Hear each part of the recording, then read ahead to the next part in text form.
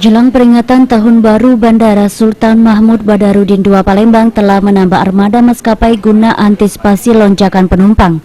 Eksekutif General Manager Angkasa Pura II Bandara SMB II Palembang Fahroji mengungkapkan bahwa untuk penambahan penerbangan sudah dilakukan penambahan armada maskapai 6R dengan tujuan kota Lubuk Linggau, Lampung, dan Bandung.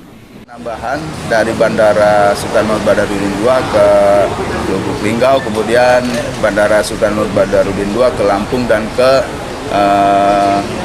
Bandung dengan pesawat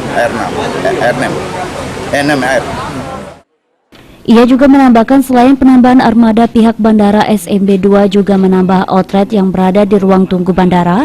Hal ini dilakukan guna memberikan penambahan pelayanan kepada para penumpang saat sedang menunggu untuk keberangkatan, dan untuk pos Nataru di Bandara SMB II Palembang akan berakhir pada Januari nanti. Amanda Lydia, PAL TV.